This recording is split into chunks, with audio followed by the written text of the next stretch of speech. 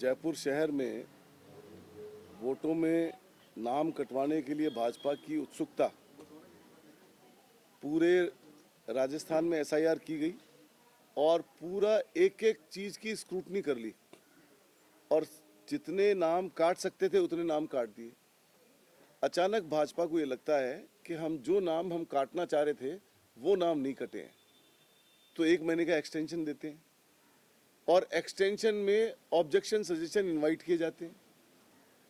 और जब लगता है कि ऑब्जेक्शन भी नहीं आ रहे हैं, जब आप 1 महीने जो कि 15 तारीख को कंप्लीट हो रहा था, 15 जनवरी को, तो जब 12 या 13 तारीख को वो देखते हैं तो सिर्फ आप उनकी जो रिपोर्ट में देखोगे तो हज़ारों की तादाद में 5,500-6 हज़ार नाम काटने की एप्लीकेशन सिर्फ बीजेपी की है। पॉलिटिकल पार्टियों का एनालिसिस आप चेक करोगे तो कांग्रेस की कोई 2-4-5 नाम हो तो हो, कांग्रेस की एप्लीकेशन नहीं है नाम काटने की। हम नाम काटने में बिलीव नहीं करते हैं, हम तो किसी का कोई अधिकार वंचित नहीं रह जाए उस पर बिलीव करते हैं। तो जब इनको लगा कि जो नाम हम कटवाना चाह रहे हैं वो नाम नहीं कट पाए हैं, तो उन्होंने आनन फानन में 14 तारीख सकरात के रोज ऑफिसेस खुलवा करके और जो आरओज लगे हुए थे, चुनाव अधिकारी लगे हुए थे, उनको सबको डरा धमका के पाबंदियां लगा के पोटली की पोटली फॉर्म 7 नंबर का फॉर्म उनके ऑफिसेज में बांटे गए।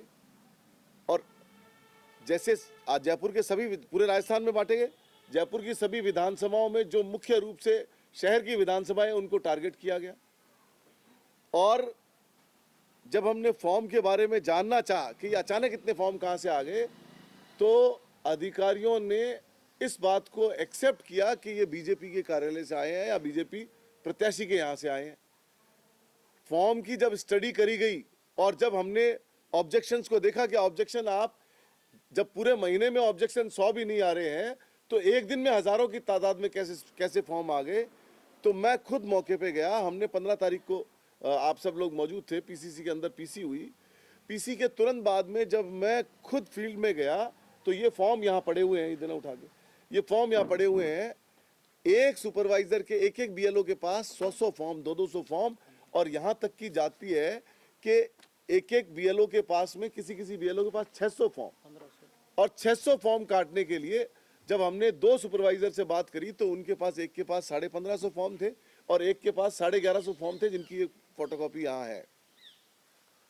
जब हमने उन पे चेक किया कि किनके वोट काटे हैं तो आप ताज्जुब ये करेंगे, ये अकबर पठान है, हमारे पार्षद हैं, पार्षद अभी नगर निगम में पार्षद चुनाव जीते, इनका नाम भी काटने के लिए एप्लीकेशन दे दी। ये हमारे यहाँ सरपंच हैं महावत बिरादरी के। जयपुर में महावत बिरादरी का बहुत पुराना इतिहास है। 1700 ईस्वी के अंदर, स्टार्टिंग में 1727 में ये लोग, महाराजा, जयपुर के महाराजाओं ने इनको यहाँ जयपुर में लाके बसाया।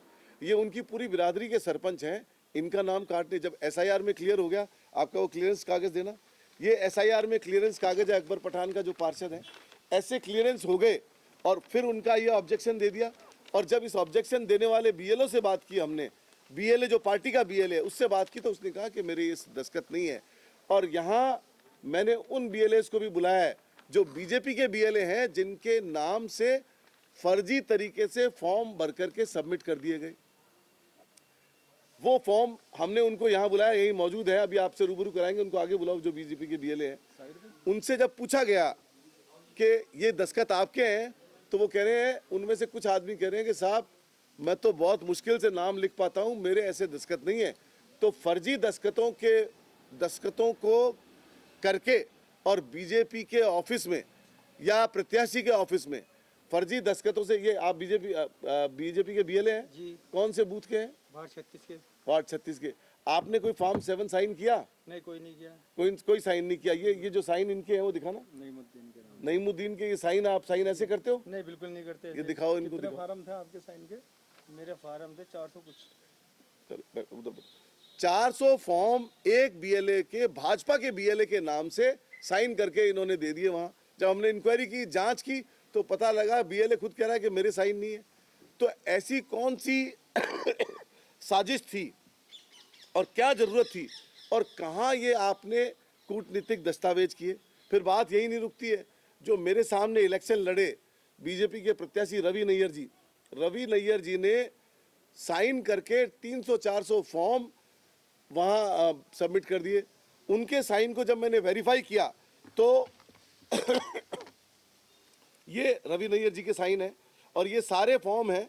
इसमें सिर्फ दलित और मुसलमानों को टारगेट किया गया है, उन्हीं के वोट काटने के लिए रिक्वेस्ट की गई है। तो ऐसी कौन सी साजिश है, कौन सा ऐसा काम है जो ये करना चाह रहे हैं और जो इनके नहीं हो पाया। मैंने इनकी किसी डिज़ायर के अंदर से ये साइन मंगवाए हैं और इनसे मिलाए हैं, जो कि सेम है। रवि नैयर जी के ओरिजिनल साइन से, बीएलए के तो फर्जी साइन से लगाए हैं और रवि नैयर जी ने अपने खुद के साइन से वोट काटने की एप्लीकेशन लगा दी, फॉर्म 7 सबमिट कर दिया। इसके अंदर एक लाइन मैं पढ़ना चाहता हूं, जो फॉर्म 7 में एक लाइन है जो इसका पात्र है, उसमें जो दस्तखत करता है वो जैसे यहाँ साइन किए आवेदनकर्ता ने, तो उसमें लिखा है कि आवेदनकर्ता के हस्ताक्षर या अंगूठा, उसमें एक घोषणा है। पहले जब नाम लिख के और नीचे साइन करते उससे पहले एक घोषणा है। मैं घोषणा आप सबके सामने पढ़ना चाहता हूँ कि मैं यह घोषणा करती हूँ कि मेरे सर्वोत्तम जानकारी और विश्वास के अनुसार मुझे ज्ञात है कि ऐसा कथन करना या घोषणा करना जो असत्य है, जिसके मिथ्या होने का मुझे ज्ञान या विश्वास है या जिसके असत्य होने का मुझे विश्वास नहीं है, लोक प्रतिनिधित्व अधिनियम 1950 का 43 की धारा 31 के अधीन ऐसे कारावास से जिसकी अवधि 1 वर्ष तक हो सकेगी या जुर्माने से, दोनों से दंडनीय है। तो क्या इलेक्शन कमीशन इनके ऊपर दंड का वो करेंगे, कार्रवाई करेंगे, दंडनीय कार्रवाई करेंगे? आरओ कार्रवाई करेगा, कलेक्टर कार्रवाई करेगा, इलेक्शन कमीशन कार्रवाई करेगा कि आपने फर्जी रूप से और फर्जी तरीके से सिर्फ अपनी वोटों की साजिश रचने के आधार पे आपने यहाँ फॉर्म 7 भर के दे दिए। और ये जो फॉर्म है ये सभी माइनॉरिटी के लोगों के, एससी के लोगों के फॉर्म है और इसमें आप उस इलाके के लोगों के फॉर्म भर के आपने दे दिए जिस इलाके में आपका कभी जिंदगी में नहीं गए हैं। और उससे भी बड़ी बात यह है कि जो नियम है वो नियम ये कहता है कि एक बीएलए 10 से ज़्यादा फॉर्म एक दिन में सबमिट नहीं कर सकता। इन्होंने 400-500 की तादाद में फॉर्म साइन कर दिए और किस उसमें कर दिए, और वो आदमी उस विधानसभा का होना चाहिए।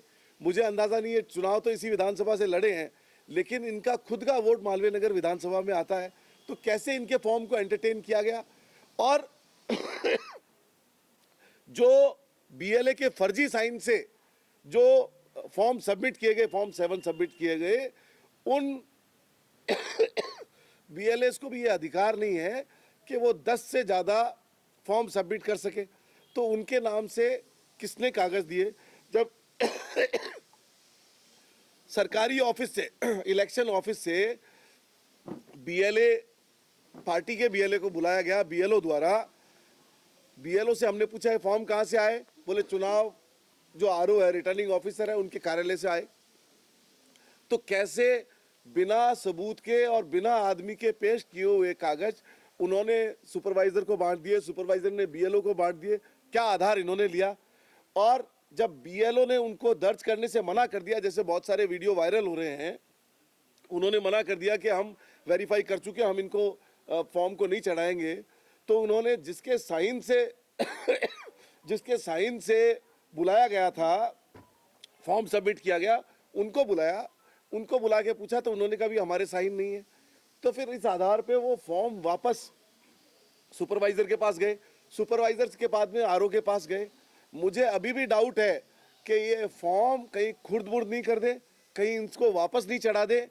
तो मैं मीडिया के माध्यम से गुजारिश करना चाहता हूं कि सभी विधानसभाओं में ऐसे फर्जी फॉर्म जो सबमिट हुए हैं उसका नंबर कांग्रेस पार्टी के लोगों को पता लगना चाहिए और उन लोगों के ऊपर कार्रवाई होनी चाहिए। या तो वो उस अधिकारी पे कार्रवाई हो जिसने फॉर्म रिसीव किए, या अधिकारी ये जस्टिफाई करे कि ये फॉर्म इस आदमी ने हमको दिए, इस पॉलिटिकल पार्टी से हमारे पास में आए, ये अधिकारी क्लियरिफिकेशन देवे। और अगर उनको ऐसा क्लियरिफिकेशन नहीं है तो किस आधार पे उन्होंने वो फॉर्म सुपरवाइजर को बांट दिए? क्या बेस बनाया कि ये सुपरवाइजर को देने लायक फॉर्म है? तो मैं ऐसा आरोप लगा रहा हूं पूरी बीजेपी की पार्टी के ऊपर कि जब से इनके पदाधिकारी आके गए हैं तब से इनके अंदर खलबली मची हुई है। कौन से वोटों को ये टारगेट करना चाह रहे हैं, क्यों इस तरह का भ्रम फैलाना चाह रहे हैं और क्यों पर्टिकुलर लोगों को टारगेट करके उनका वोट काटना चाह रहे हैं। जब एसआईआर की कार्रवाई हो गई, जब पूरे हर घर घर जाकर के बीएलओ ने वेरीफाई कर लिया, उसके बाद में आप पर्टिकुलर कम्युनिटी को टारगेट करके और उनका वोट काटने की बात आप कर रहे हो, तो ऐसे लोगों के खिलाफ क्या कार्रवाई हो, ये जिला कलेक्टर स्तर पे और इलेक्शन ऑफिसर के स्तर पे, चीफ इलेक्शन ऑफिसर के स्तर पे ये कार्रवाई हो और उन लोगों के ऊपर दंडनीय धाराओं के अंतर्गत जो इसमें मेंशन है उस पर कार्रवाई हो और मुकदमे दर्ज हो ऐसे लोगों के खिलाफ जिन्होंने फर्जी और मिथ्या कागज ले लिए या जिन्होंने फर्जी रूप से गलत साजिश रच के कूटनीति के रूप से फॉर्म भर के और सबमिट कर दिए। ऐसे लोगों पे कार्रवाई होनी चाहिए। जो लोग इसके अंदर मेंशन है वो कुछ लोग मैंने यहाँ बुलाए हैं जो मौजूद हैं, उनको भी बुला लो एक बार जिनके वोट काटे गए हैं। जैसे ये तो पार्षद हैं जिनका वोट काटा गया है और भी कुछ सरपंच साहब हैं इनका वोट काटा गया है।